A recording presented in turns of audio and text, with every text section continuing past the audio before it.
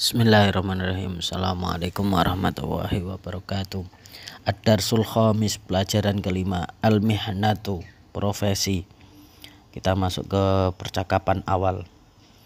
Al-Hiwarul awal, Uhibbu amali. Percakapan pertama, saya menyukai pekerjaan saya. Di sini percakapan antara Ali dan Umar. A'malu tabiban, madza ta'malu anta? A'malu tabiban, saya bekerja sebagai dokter. Madza ta'malu anta, dan apa yang kamu kerjakan? A'malu muhandisan, saya bekerja sebagai insinyur. Aina ta'malu, di mana kamu bekerja? A'malu fi syarikatin kabirah, saya bekerja di sebuah perusahaan besar. Aina ta'malu anta, di mana kamu bekerja? A'malu fil mustasfa, saya bekerja di rumah sakit.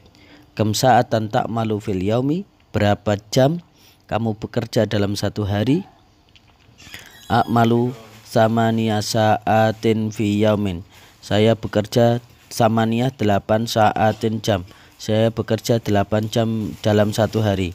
Wa kam sa'atan ta'malu anta, dan berapa jam kamu bekerja?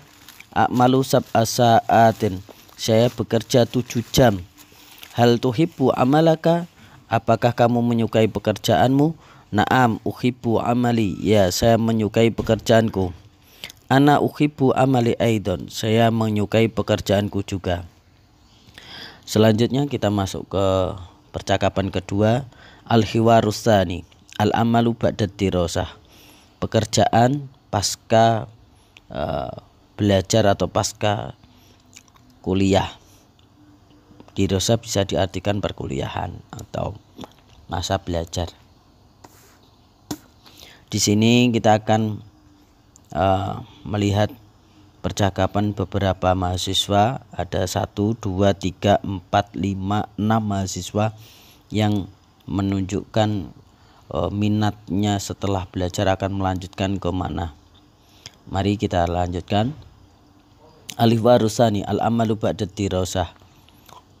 At-talibul awal, pelajar yang pertama atau mahasiswa yang pertama. Madza sana'malu ba'dal dirasah, apa yang akan kita lakukan setelah masa sekolah? At-talibus tsani, murid yang kedua. Ana adrusut tiba, saya akan belajar kedokteran. Fi kulliyati tibi, di universitas kedokteran. Sa'malu tabiban insyaallah, saya akan bekerja sebagai dokter insyaallah. At-talibus salis, pelajar atau siswa yang ketiga. Ana adrusus soidaliyah, saya akan belajar sebagai apoteker. Fi kulliyati soidaliyati, di universitas farmasi. Sa'malu soidaliyatan, saya akan menjadi seorang apoteker insyaallah.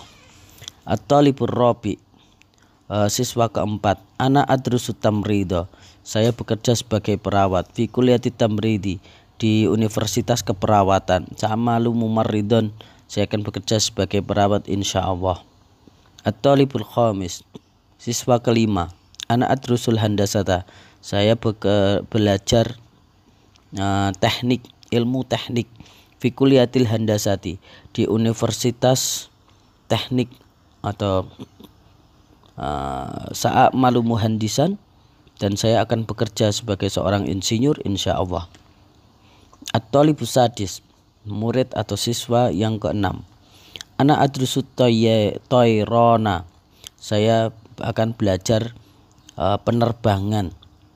Fi kulliyati tayroni, di universitas ilmu penerbangan. Sa'malu tayyaron insyaallah, saya akan menjadi seorang pilot insyaallah. Kemudian thalib al-awal, kembali lagi kepada siswa yang pertama.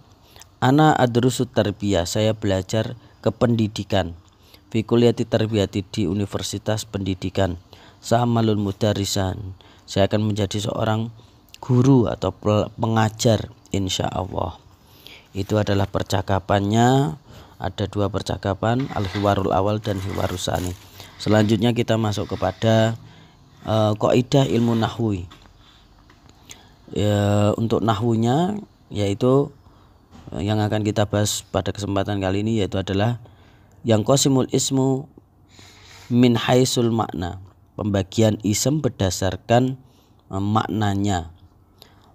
makna yang diketahui ataupun makna yang tidak diketahui. Nanti kita akan mempelajarinya. Ism berdasarkan maknanya dibagi menjadi dua, atau kata benda berdasarkan maknanya dibagi menjadi dua. Yang pertama yaitu adalah nakiroh, yang kedua adalah ma'rifah.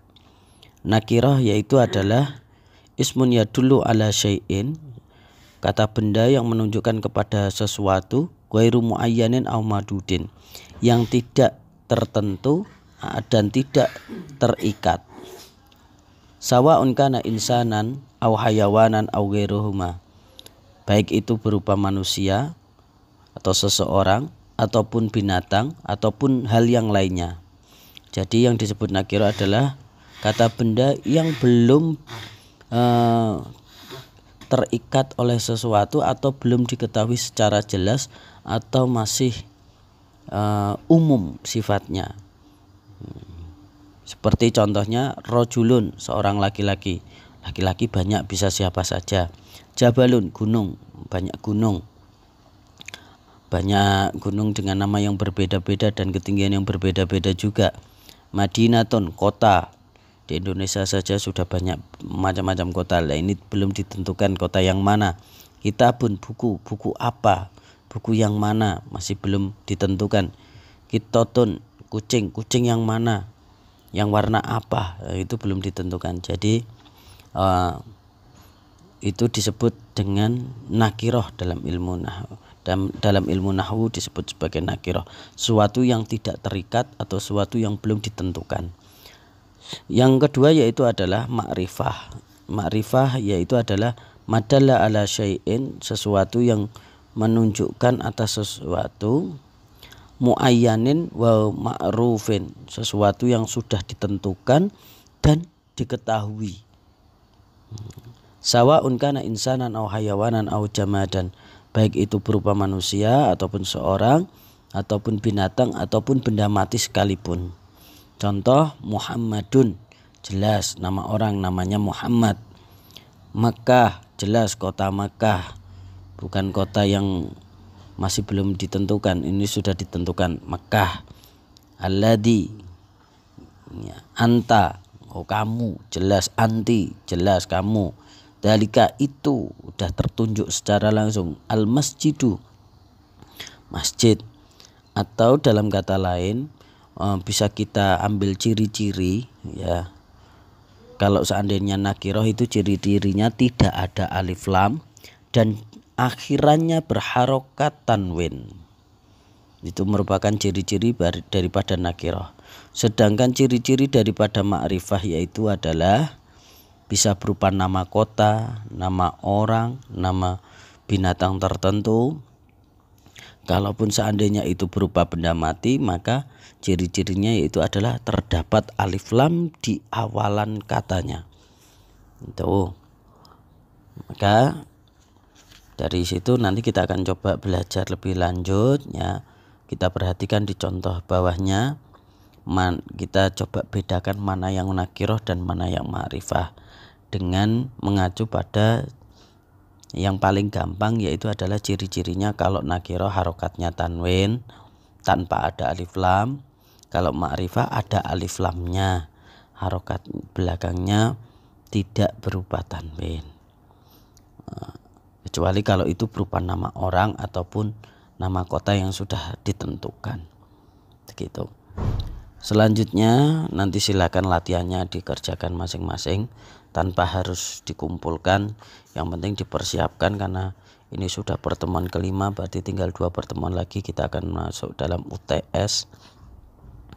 Selanjutnya mahfudat atau kata mutiara pada pertemuan kali ini yaitu adalah salamatul insani fi hifdil lisan, yang artinya keselamatan seseorang terletak pada penjagaan lisannya, ya, atau bisa dibilang untuk keselamatan kita harus menjaga lisan kita, dijaga perkataannya kepada siapa. Makanya dalam Jawa ada bahasa kromo halus, ya, ngoko halus gitu. Jadi kepada siapa kita harus menempatkan cara berbicara, cara bersikap dan sebagainya, terutama lisan.